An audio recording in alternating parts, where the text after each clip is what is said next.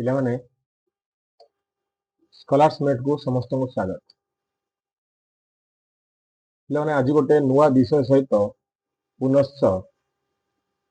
पाठपढ़ा आरंभ करवा। विषयटी हूँ द्विघात समीकरण। कौन है द्विघात समीकरण? आम विषय जोटा सेकेंड विषय अच्छे आलजेब्रा सेटा अच्छे द्विघात समीकरण जार जनरल फॉर्म हूँ a x square plus B x plus C equal to 0। मु कंडीशन लिखी a does not equal to 0। ठीक अच्छे। तेरे कौन है द्विघात समीकरण? ना एक आम विषय जोटा अच्छी सेटा हूँ कौन सेटा हूँ एक अज्ञात राशि विशिष्ट द्विघात समीकरण। द्विघात समीकरण आमर जोटा विषय अच्छी सेटा हूँ एक अज्ञात राशि विशिष्ट अर्थात दुईटा अज्ञात राशि हेले हम ना। गतर जोटा आम सहज समीकरण पढ़ी लिनियर इक्वेशन पढ़ी सरल समीकरण सेठी आम दुई अज्ञात राशि विशिष्ट एकघाती समीकरण पढ़ी किंतु एठी होची एक अज्ञात राशि विशिष्ट द्विघात समीकरण। गोटी अज्ञात राशि ध्यान देवा समस्ते a x square plus B x plus c एठी अज्ञात राशि होची एक्स एठी भी एक्स एक्स छड़ा एठी अन्य कई अज्ञात राशि नाहंती तेणु एठी गोटी अज्ञात राशि अछि। एठी ए होची बी आउ सी ये तीनोटी कोन अछंती ए बी यथाक्रमे सहग सी गोटे होची स्थिर राशि। ठीक अच्छे। ये समस्त गोटे गोटे कांस्टेंट अर्थात संख्या को रिप्रेजेंट करते। ठीक अच्छे। तेरे कंडीशन होची ए डज नॉट इक्वल टू 0 होइतो जेंती एक अज्ञात राशि विशिष्ट समीकरण रे हमर कंडीशन थिला शर्त थिला सेमती दुई अज्ञात राशि विशिष्ट समीकरण मध्य शर्त अछि।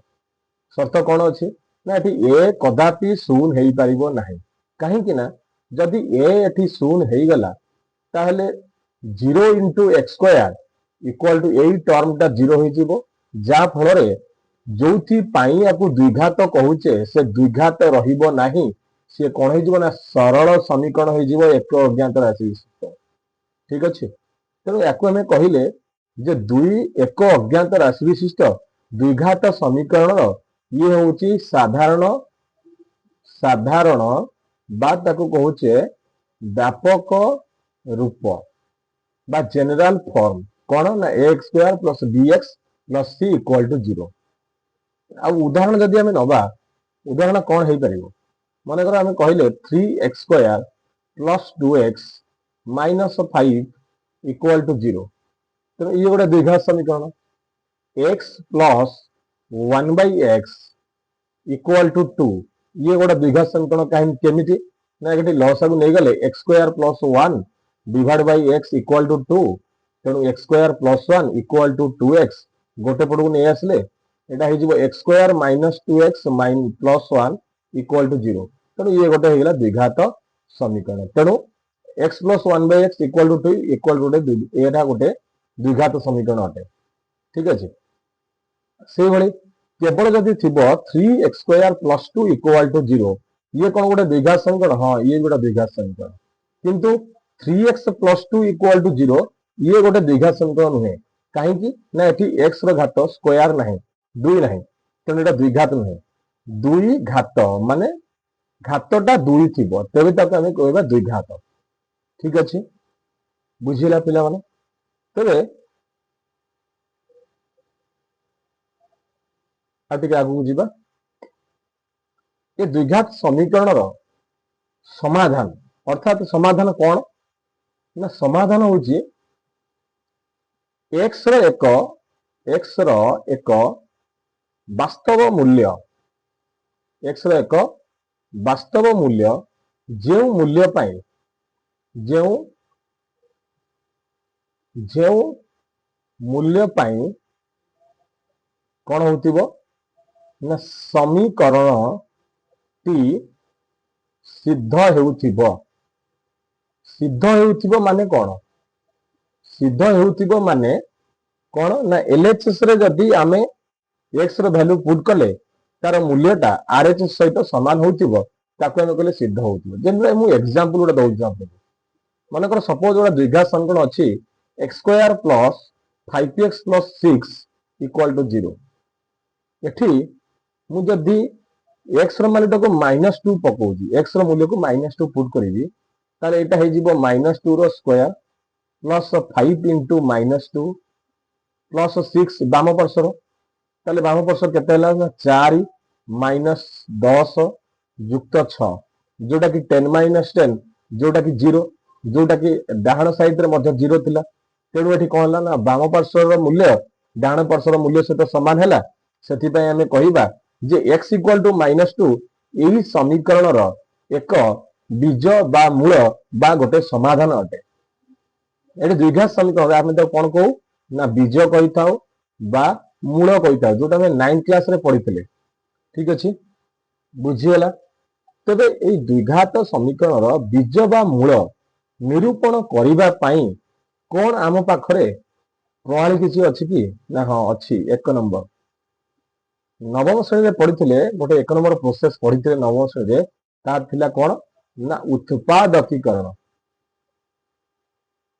बा उत्पादीकरण उत्पादकीकरण बा ताकु कहंदी उत्पादीकरण उत्पादीकरण ये गोटे प्रणाली प्रश्न बा फैक्टराइजेशन दुई नंबर कोन ना 10th क्लास रे गोटे प्रणाली अछि ता नाम अछि पूर्ण वर्ग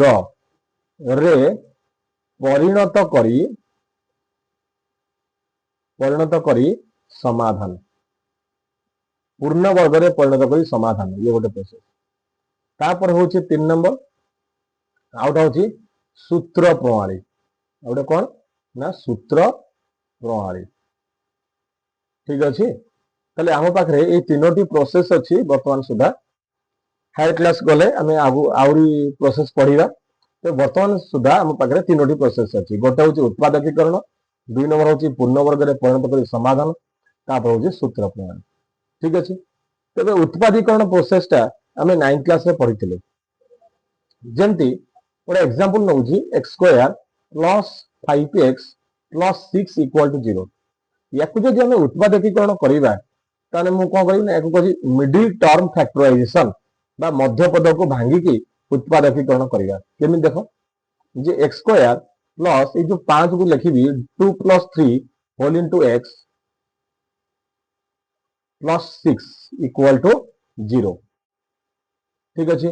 that implies x square plus 2x plus 3x plus 6 equal to 0 x एटी फैक्टर नेले x प्लस 2 एटी प्लस 3 फैक्टर नेले x प्लस 2 इक्वल टू 0 ठीक अछि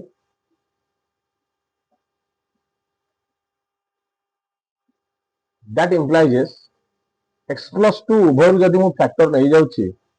हे जिवो कोन ना x plus 3 equal to 0 that implies x plus 2 equal to 0 बा x plus 3 equal to 0 that implies x equal to -2 बा x equal to -3 तेणु एठारे बीज बा मूल दय किए किए हेले -2 और -3 तब x रो मूल्य -2 पुट कले ये समीकरण टी सिद्ध होबो -3 पुट कले मध्य समीकरण टी सिद्ध होबो ये थिला कोन ना सूत्र पद्धति वर्तमान आसीबा पूर्ण वर्ग पद्धति आ गोटे पेज नउछि आ गोटे आसीबा पूर्ण वर्ग पद्धति same question x square plus 5x plus 6 equal to 0 को प्रणाली करिबा ना पूर्ण वर्ग प्रणाली रे समाधान ठीक अछि पूर्ण वर्ग प्रणाली ये निजे होछि दुई प्रकार दा एक नंबर कोन ना सहग ए हरण आउट होछि 4a गुणन ठीक अछि तबे ए कोन ना ए होछि x स्क्वायर रो सहग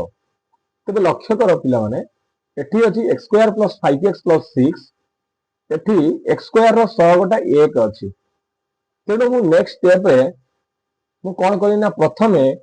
उभय पार्श्व छटा जो कन्स्टाट अच्छे उभय पार्श्व माइनस करदेवी ये +6 अच्छी जहाँफल छटा अच्छु डिस्प्लेस होकर डाण पटू पड़े तो लिखुची ये x² + 5x = -6 ठीक अच्छे तापर स्टेप रे आइदर मत ए चूज करिया पड़िबो प्रथमटा न द्वितीयटा अर्थात ए हरण करि पारे नल नै 4 ए गुणन करि पारे ठीक अछि मु 4 ए गुणन प्रक्रिया चूज करि तने जदि ए र मूल्य एठी 1 अछि 4 ए र मूल्य 4 हबो तने 4 * x² + 5x = -6 * 4a मैं लिखिबी जे उभय पार्श्व रे 4a गुणन करागला ठीक अच्छे उभय पार्श्व 4a गुणन करागला दैट इम्प्लाइज दिस तने 4x² + 20x इक्वल टू केते एठी a माने a तो नहीं a रे मूल्य 1 अछि तेणु आमे सेठी a लिखियानी हो a रे मूल्य केते ना a रे मूल्य होची 1 तेणु 4 रे मूल्य केते हितला ना 4 हितला तेणु 6 * 4 जोटा कि -24 ठीक अच्छे दैट इम्प्लाइजेस ये हो गला 2x रो होल स्क्वायर प्लस 2 * 2x * केते बढ़िला 4 पले आ रहला 5 ठीक अच्छे इक्वल टू केते ना -24 ध्यान देथिबे मोडी कोन करिवा को चाहूची that इम्प्लाइजेस 2x² + 2 * 2x * 5 Etah into +5² = -24 + 5² माने एटी कोन हला ना उभय पार्श्व रे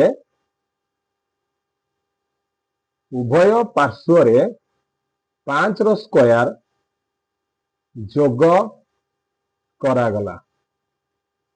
ठीक अच्छे दैट इम्प्लाइजेस ये बाम पार्श्व रे हे गला 2x + 5 रो होल स्क्वायर